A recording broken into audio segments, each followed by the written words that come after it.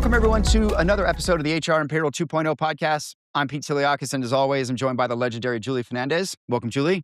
Thanks, Pete. I'm always excited for our guests, but super excited to talk to Troy. So why don't you go ahead and introduce him and we'll get to know him. Yeah, I'm stoked to have Troy Markusson joining us. Probably the chief payroll nerd out there, head of the nerd outfitters. We're going to talk about that. He's doing some cool work on career progression for young payroll leaders, and yeah, just a payroll executive that I thought we had to have on the show. So, Troy, welcome to HR and Payroll 2.0. Thanks, Pete. Thanks, Julie. It's great to be here today. Yeah. Exactly, man. We're really excited to have you. And Julie, you want to do the honors? Yeah. In fact, I had my first chance to do some face-to-face and real-time interaction with Troy here at the Orlando HR SSOW event. It wasn't the HR event. It was the big SSOW event. So we got a whole bunch of folks together. And while we knew each other, we didn't really know each other that well. And we had a great time networking. Absolutely. But I didn't ask you this question, Troy. I didn't actually probe into how you got into the payroll space and why you stay. Yeah.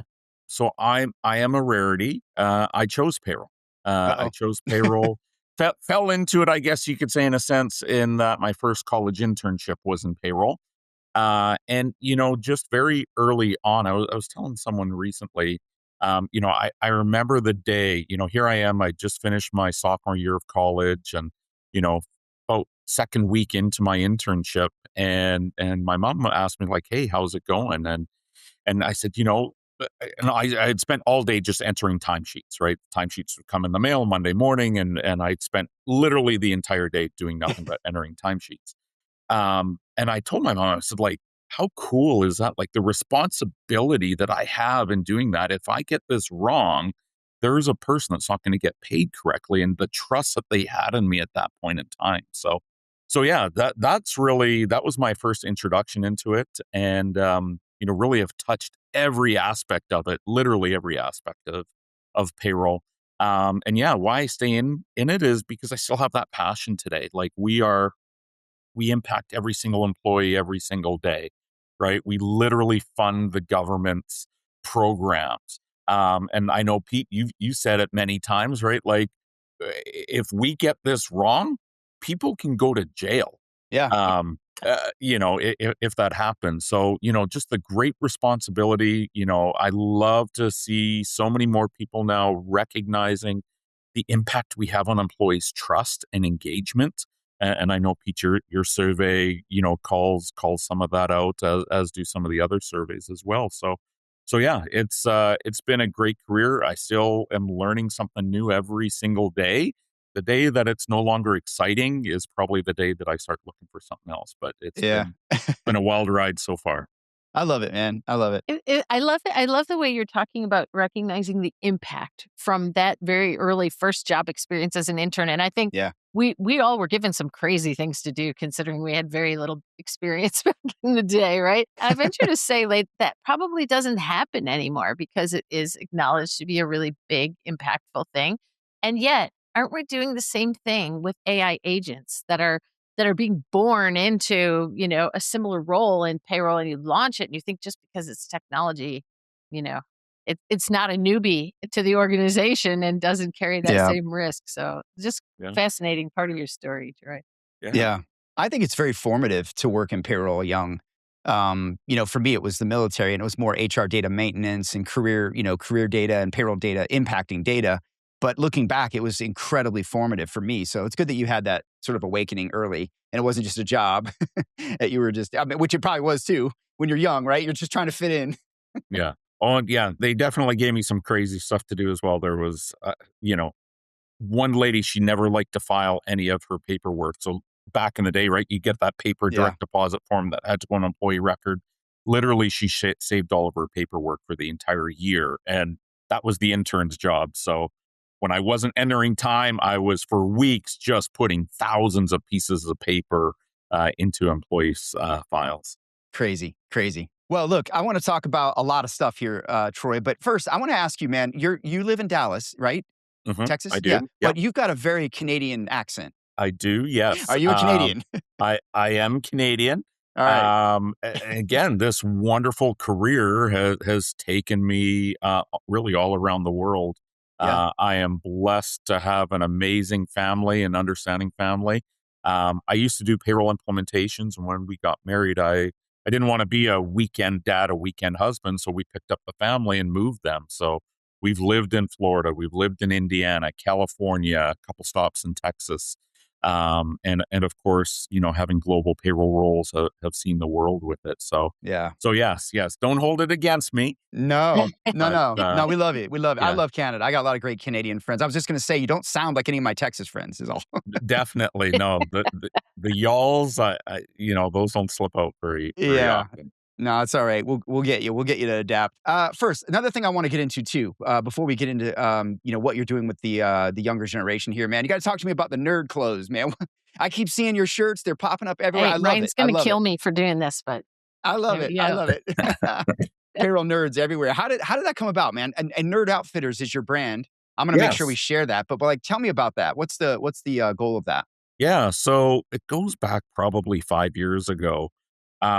Literally one day working at home, and I was talking something about payroll, and my son at the time, my middle son at the time, he was probably 12, 13. He looked at me, he's like, "Dad, you're such a nerd."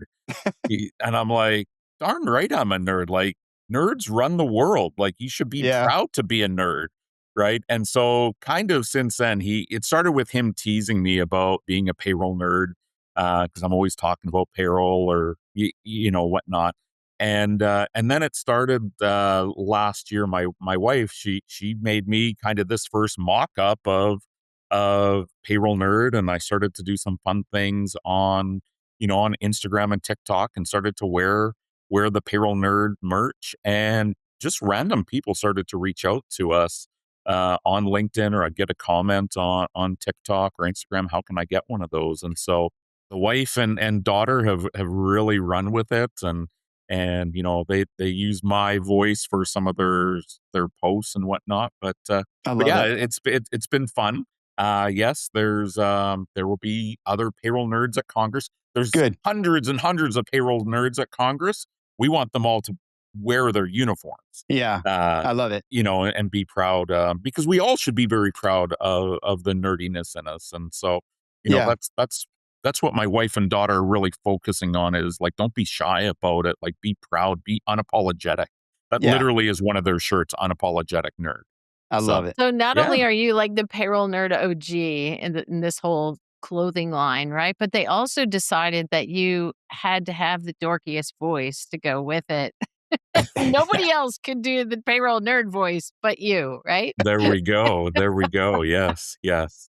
I love it. I love That's it. I feel like great. the nerd brand is surging. I don't know if you're a fan of the UFC. I love the UFC, and do you know what I'm talking about? The fighting nerds. The fighting nerds, Yeah, we have Kyle. had some messages going back and forth, Pete. That is our dream, I love that it. they put on a Nerd Fight Club Oh shirt at wow. the end of one of their fights. Yes. Yeah, they have Kyle Baholo, he's actually, I think he dropped out of college. He was an engineer or a chemist, and started fighting MMA, and now he's a professional, and they have this sort of team and school, and they call themselves the, Fighting Nerds, and they wear glasses and Yep. with tape, and it's just a whole thing, but, they're a great, great team. So, yeah, it would be cool if you guys maybe could do a collaboration. That would be so neat. Believe me, my Yeah, my yeah. my daughter's become a huge UFC fan. Oh, So yeah, cool. she's all over hitting every single one of them up. That the Fighting Nerd camp is a large camp, so she's even trying to get Yeah. the lower.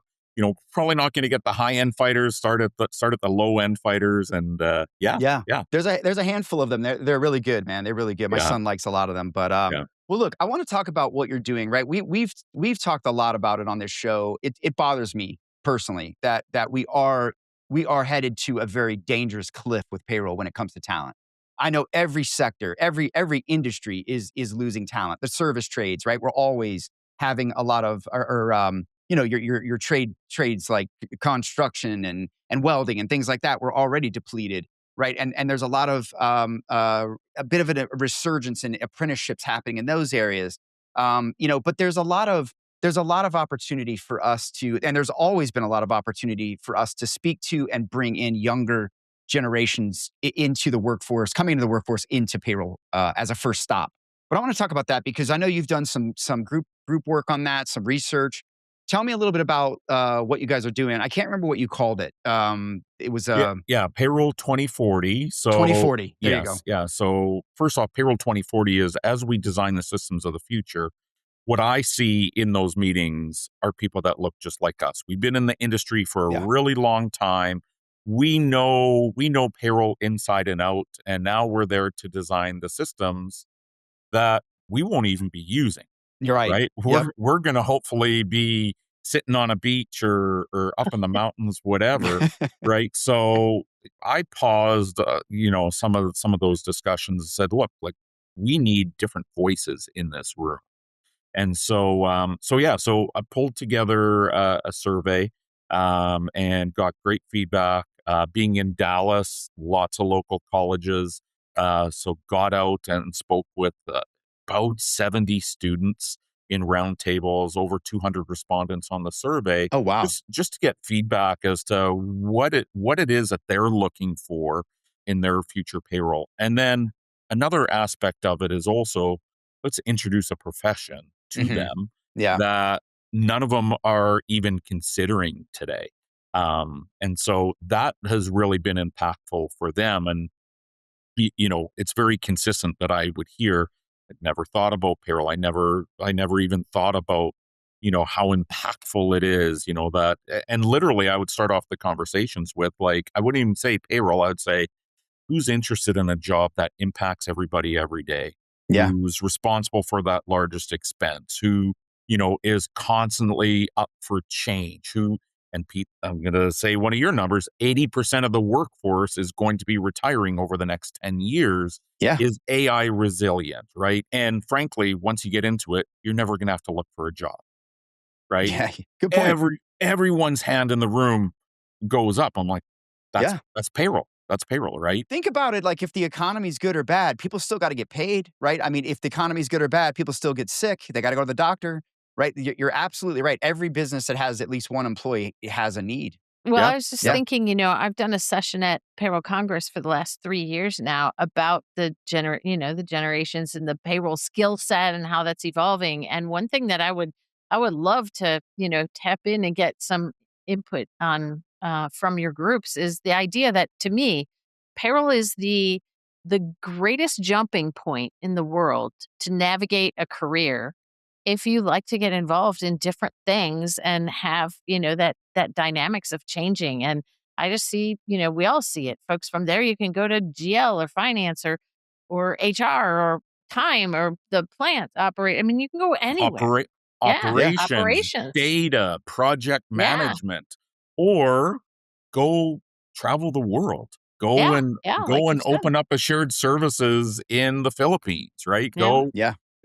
Go spend time in Latin America and Costa Rica, right? Like, I feel yeah, like there's yeah. no career progression that has as much optionality to it as payroll does. Yeah. Yeah. I mean, And I travel more than the average bear, and Mhm. I would tell you that a lot of the global payroll leaders I talk to are on the road quite a bit, seeing a lot of countries. So there is a lot of perks to the job.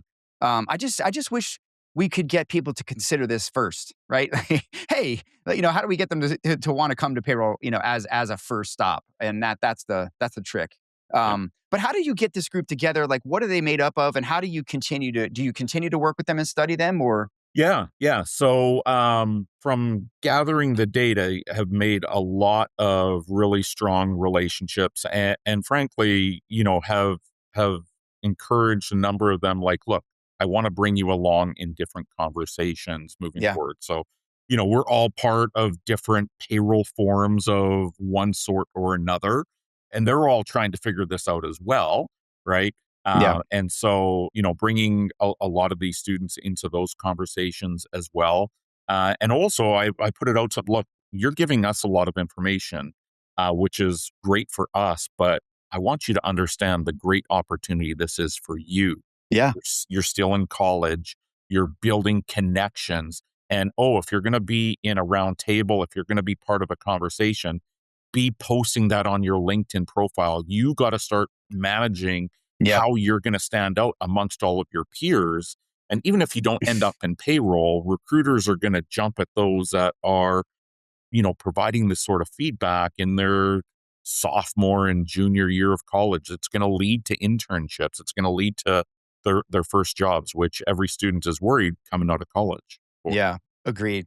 One of the things I've seen and heard a little bit more of, I was talking to the payroll leader of Polo over in Malta when I was at the CloudPay event, and he was talking about the fact that he's brought on an apprentice to begin working with him as a payroll leader and teaching her, I think it's her, payroll. And I love that. I think that's a really great idea, especially in the enterprise where you can, there's a lot of work to be done. There's always something going on.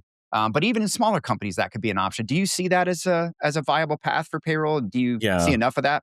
it is absolutely a viable path. When I spent 10 years at ADP, and Yeah. had the opportunity to be in El Paso, where we had a payroll class. We taught Mm. payroll. We did internships. I always had an intern in. We converted many of those over to full time.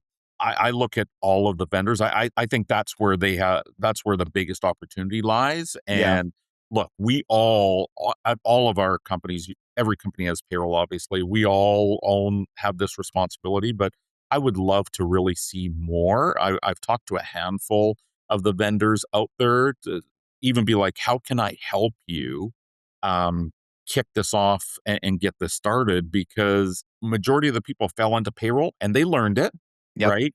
And so, like, how can we be more strategic about this, get people coming in, but then also drive, like, I just look for curious people. I look Right. for curious people. I look for people that can communicate well, that are not afraid to get in front of the business, that want to learn the business, right? I think those are really critical skills.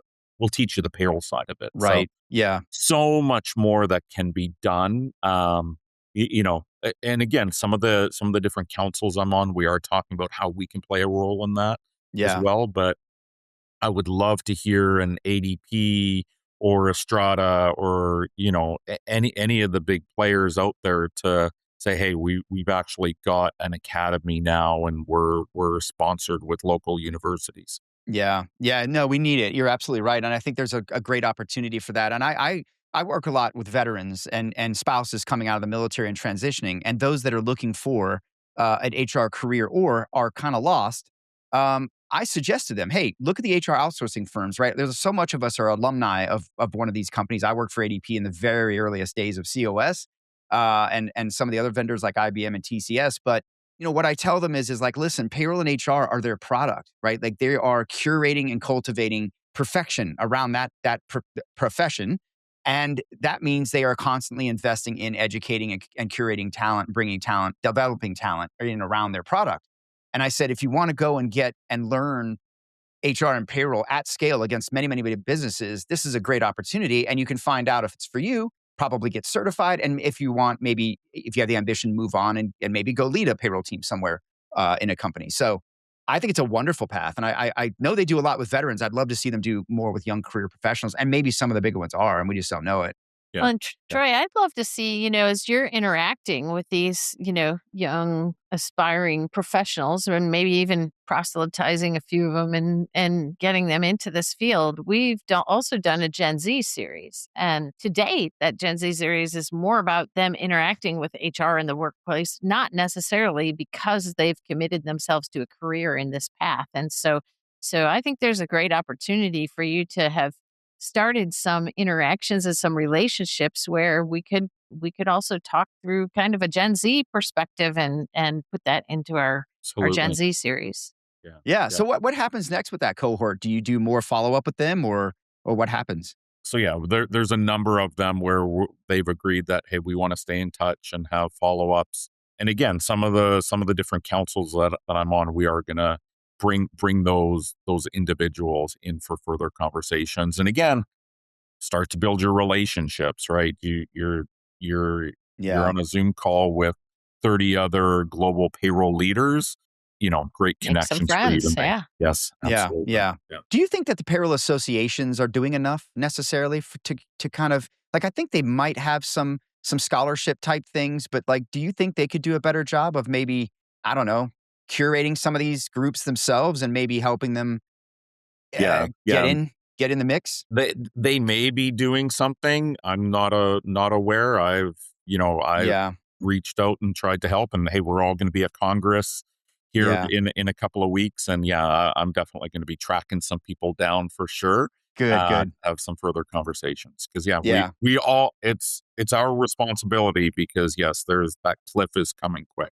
Yeah, it is. And I think, look, every profession has a concern right now with talent, with birth rates, with, just everything that's going on. So, I mean, first of all, we're burning out HR and payroll people, period. It's been coming and it's here. But more importantly, I think we're telling them, it feels like marketing is sometimes telling them that we don't need them anymore. And I think that is just so foolish. And I love that most of the, I would say all of the major vendors lean into trying to curate, a human plus AI world, but the media, I think, gives this impression that, these sorts of administrative, I'm air quoting here, jobs, which we know it's much more than administration in HR and payroll, are somewhat going to be obsolete. And I just don't see that given the knowledge that they hold and the oversight that we need to trust these things. Even in the career, when you have to go back a long ways to remember what happened as you were exiting high school or college and getting kind of career guidance and counseling. And all of those things still look at payroll as being a bookkeeper, bookkeeper role. And so the fact that we haven't as an industry even updated, kind of that view of what payroll is doing is not helping your mission, right? Yeah. right. Yeah. No, absolutely. And look, the data, and we'll probably get into some of the data of the survey, but the students, the early career professionals, were very loud and clear that they want to deal with a human. Yeah. And I was surprised to hear their lack of interest in using technology, not just with issues, but just in general. They said pay is too personal. Pay is too personal. I want to speak with somebody, and I also I don't want to be put on hold going through a call tree for 5 minutes and sit and wait. And like when I have an issue, I want to talk to somebody now. Yeah, talk about that a little bit, some of the data that you guys did get out of that survey. So you surveyed 200 students, I think, yeah? Yeah, so kind of the guideline was student, early career professional. Hey, if, some of them were still in high school, but hey, they've been working for 2-3 years. And hey, I want to hear about their experience as well. Yeah. Questions like, do they fully understand their pay? Do they trust their employer? Almost 50% don't trust their employer to pay them correctly. Wow. Right? Wow. This is the students that you... Yeah. Students are like career people. Wow. Yes. Yeah. So lack of trust. And then, of course, we all know what happens when we don't pay them correctly, right? That trust even drops more. And, 80%, 79%, I think the final number was, if there was even a $50 error, which we all think, $50, just put it on the next check. Not a big deal. We're not going to do an off cycle for $50. Mm-hmm. No, 79% said they would lose trust in their employer if there was a $50 error. Obviously, we then asked, if that was a $200 error, very different. Well, we see $50, $200 errors going on all the time. And then, it could even be on the employee's front. So, that was a big gotcha there. They don't understand their pay. Now, some of that is we got to meet them where they're at, right? They're early in their career, but do employers do a good enough job explaining all of the components of their pay? Troy, is it fair to say, like, even that, do you understand your pay? I mean, that's like basic workforce education, right? Like, do you even know what FICA is or what, like what things are being taken pre and post? Like, you're talking that level, right? Beyond what you would need to understand to process payroll and to handle the complexity. Yes. Yeah, no, absolutely. And you just said it, Julie, like, what's FICA? Like, us in payroll, we all know what FICA is. We all know when we see on a pay stub, SSER, we know that Social Security employer, right? But these are the things that we're putting in front of employees. Of course, they're not going to understand this stuff, right? It's not clear, and there's no tools available to make it clear. Or it's, well, we have all of that. Go find this FAQ on this portal. That good luck finding it. So that was a really big gotcha as well. And then just hearing about some of the things that, they are expecting education. They do expect their employer to help educate them, keep them updated, give them guidance. And, we always say in payroll, hey, you'll have to go and talk to your advisor. Yeah. Right. Well, who all has advisors, right? Like, right. Can we give some, right? Probably doesn't know what FICA is either, But Pete, like we talk about AI and payroll, that is where we have the real opportunity, is to be able to point them to, hey, here is your payroll assistant now to help guide you and provide a lot more of that, because they're expecting it. Yeah, agreed. Yeah, well, absolutely. I think all of the, the sort of digital natives are coming to the table now expecting technology to be part of the game plan, regardless of what they're doing. Even more than payroll. We all have kids in that age demographic, right? So just a quick informal survey. I know when my kids started their first job, I took their first paycheck and sat them down at the table and asked them if they knew what they were getting for any of these things. Did you guys do the same? I'm going to say, really? I wait. My 17-year-old the other day, we were in the kitchen. This was probably a couple months ago, right? She works 2 jobs. She does the after school thing, like in an office with my wife's company. And then she had another job at like a coffee shop or something. And she was like, Dad, she was asking me about the taxes on her paycheck. She's like, why do I make this much and I only get this? And I was like, well, sit down, young Jedi. You know what I mean? I was like, we're about to bond. I feel this is like a payroll nerd call to action everywhere. Look, if you listen to this podcast at all and you have kids from middle school on up, right? Yep. Don't miss that chance. It is absolutely just a thrill as a parent to watch them just, get the blank stare and go, what? What am I doing? Yeah. My daughter was just like, I won't tell you the word she used, but like, this is nonsense. I was like, this is America. This is the way it is. Actually, it's like this in every country. Or worse. Exactly. But look, it's not just the new generation coming into the workforce. No. It's also like, how much have we heard? No tax on tips, no tax on overtime. I've had countless of my friends call me, hey, why am I still getting taxed on overtime? My employer's doing it wrong. I'm like, well, no, let me walk you through what that actually means. And like, why wouldn't my employer tell me that? Right. Like, so there's so much education. And again, that's technology. That's where AI can absolutely help us. Yeah. Yeah. How do you think that we're doing with the education the other way, upward speaking to the C-suite and educating them on what the hell we do? There's still a lot of just payroll ignorance, right? Not knowing what payroll actually is and what's going on and how serious it is. That's one of the things that was the mission of the Payroll Profession Confidence Index for me, was somebody has got to talk to the C-suites and tell them that what they're missing out on and what they don't understand about the opportunity here. But do you think we're making progress that way as well? I think those that are very intentional about it, yes. I still see far too many payroll leaders, right? We don't want to be seen.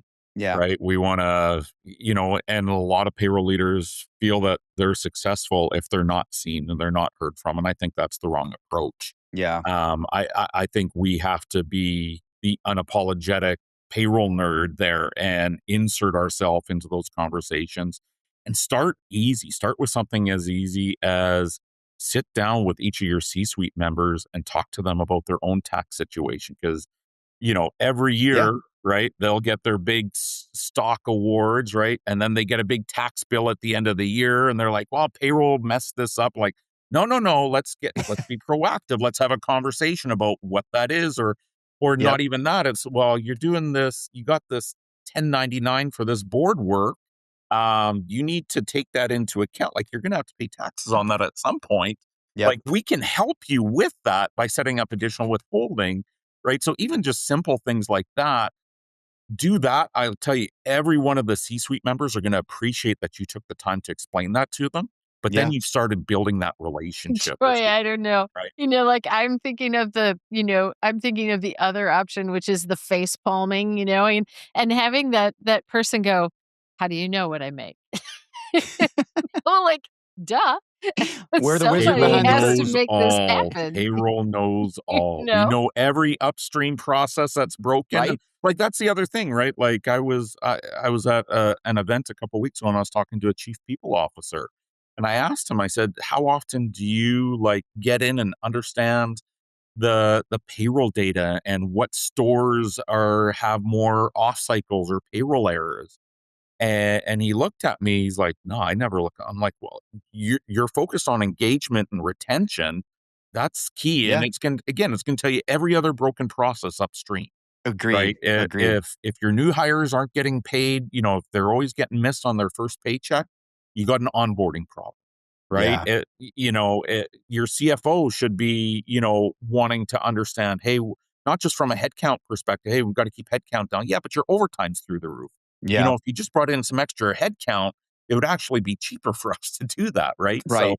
yeah, start those conversations. They will listen once you put it in their language and what it means to them. Yeah, agreed. I was going to say that earlier when we were talking about kind of like career opportunity. Working in payroll, you have a line of sight to almost everything in the business in a lot of ways, at least departmentally, business wise, process wise, from HR, finance. You have such a purview. You can really, I mean, your network grows. Your knowledge of how the company works under the hood really grows. I think there's so many, to Julie's point, opportunities then to bounce off of payroll and go into other areas that you find interesting that might be, more fitting for what you want to do. So it's a great You opportunity. started this conversation talking about the cliff, right? Which we are all conscious of because maybe we're Yeah. part of it at some point in in jumping off the edge. But there's kind of two ways to go. I see exactly, Troy, why a lot of people just want it to be quiet, and especially when as the cliff gets nearer and nearer, do you really want to start engaging and having these conversations and bringing these things up? We hear an equal amount of people saying, think about there's a legacy to leave behind. And if Yep. ever you've known something, you know something that a lot of people don't know anything about it. So why not look at it as bringing in that next generation of talent or doing something material that Yeah. makes something meaningful out of a whole career worth of diligently processing things, and getting them right for years and years. Yep. Yeah. Well, and I'd even say just look at it as like finally get the recognition that you should Yes. have Yeah, I received, think right, that's over the fair. years, keeping the company going, right? Payroll's not right, right? Your business comes to a stop. So, I've had the opportunity over the years to get those phone calls from the CEO and CFO to say thank you for all you do. But guess what? That's because we were in a global time outage, right? And we Yep. still got people paid, right? So how can we get it outside of just those really urgent moments and just, having the CFO call you up, and say, hey, thanks for identifying that data anomaly at that plant, and that's going to drive, $500,000 of savings just from what you were able to pull. So Yeah. Like, we Agreed. see frontline workers all the time that, like you go for X every month you go OSHA incident free, right? And there's safety and there's reward structures and other things around that. And I think I've never seen, how many pay cycles have you gone error free or 99.9% uptime? It's not treated with the same levity. Yeah. so create competition, right? These senior leaders, these presidents of each of your business lines, right? They don't want to be seen as the one that has the lowest pay accuracy or have the most late payments, right? Oh my God. Create a competition. Make it Those Yeah. squeaky. I Yeah. can assure you those presidents, they want to hear it if you frame it correctly Yeah. as here are your people that are getting paid late. And tie it to then, and look, you have higher payroll errors and you also have higher absenteeism rates, right? So Right. start to tie those data points together. And then, like I said, make it a competition. I can guarantee you all of a sudden payroll accuracy that you never thought you'd be able to get, you're going to be able to start to see it. I would agree. It's contagious. I would say it a different way. It's not even competition. It's almost like a contagion because we had the same thing at Disney and with our shared service center. I've told this before, but we were underneath 9/11 shared service design, meaning we were centralizing and taking away power from all these business units for years and decades that had this, control. And then we were dealing with management audit because Enron had happened. So we were just change. It was just a change soup. But what we did was we actually were able to get a line of sight and a line of communication to all of the business controllers. And I think we moved the needle for one of them and saved, 10, 20, $30,000 on something. And that got told to the other controllers who then wanted to have a conversation about how we could do that for them. And that was beautiful because now they were knocking on our door asking for data, knocking on our door for asking for our help. And it just switched the conversation to a whole other, it stopped being a pitch and an uphill push to being a downhill thing that we had help with. Right. So Yeah. it's real, it's material. And so I think when you can talk that's where the data comes in. Remove the emotion, talk real numbers, talk real impact, and something that resonates to them. I think you're going to get that ball moving a lot faster and be a hero, right? In a lot of ways to the org. So, Troy, I want to kind of round this out, man. I know you're part of the Chief Payroll Officer movement, the 30 by 30 with Jason Lee. I helped him get that off the ground a few years ago, and I love that he's brought together a really beautiful cohort of executives like yourself to continue advancing that. But like, what are your thoughts on it? Let's be just realistic. Like, do you think it's realistic? Do you think we'll see it? And is it even necessary? Right? There's a lot of debate about that. Do we need to be in the C-suite to make an impact? You know, it needs to be elevated, definitely. I think for certain companies it may make sense. You know, would I love to see some chief payroll officers? Absolutely. I do know of one at my kids' college, at Texas Tech University. They have chief payroll officer there. And so I do think it may make sense in some spots, but I think overall in general, it needs to be elevated. You know, we shouldn't just be, you know, we aren't just a part of HR. We aren't just a part of finance, right? But does that mean we have to have chief in our title? Or does that mean that Agreed. we just need to be brought along and consulted on and help, help be involved in the design? So yeah, I would love to see it. I do think it may make sense for maybe some of the vendors. That might be a good place to have that sort of role. But yeah, it's interesting. I look at it more of just the overall, just elevating the role. I would love to see a lot more SVPs of payroll. Agreed. Yeah, I think at the end of the day, I've said this many, many times. It doesn't matter who they report to or what you call them or title them. It's when and how you engage them. And I think the important thing is that, right? That they are engaged and they are integrated, not just technically, but integrated into the strategy of the business, integrated into the HR strategy, which should be integrated into the business strategy and driving the business strategy as well. And as always, man, I'll say this again, payroll leaders are business leaders that just happen to sit in payroll. And it's time that we behave like that and start walking that talk and leveraging this technology and opportunity. So I love it, man. I love it. Well, look, Troy, thank you so much, man. Where can everyone connect with you? I'm going to share LinkedIn. I'll share the Nerd Outfitters. What else? Anywhere else we can find your work? YouTube, Instagram, TikTok, the Payroll Nerd. Actually running right now the Payroll Truth Project series. So kind of Mr. Beast style. I love it. Quick hit, like 1 to 2 minute, like literally explain. I think this week's episode is difference between pre-tax 401k and post-tax 401k. I love it. So just, educating there. I'm going to be doing some re-recordings of I did a series earlier around why payroll is a career worth choosing. Mm-hmm. So yeah, that's another place as well for sure. And nerdoutfitters.shop. You can find us as well on all of the socials as well. I love it. I love it. Well, send me all those links. I'll make sure they're in the description or any that you want in there. And yeah, we appreciate you, man. Thank you for being a friend of the show. Let us know what we can do to help you with your research, with your work. If we can amplify anything, we're happy to do it. And and look, and thank you to the guests, our audience, I should say, not just our guests, but and thank you for always sticking and staying with us. Make sure you subscribe, follow, share, like, rate, whatever you can do. It all adds up. So, and we'll be back with more content.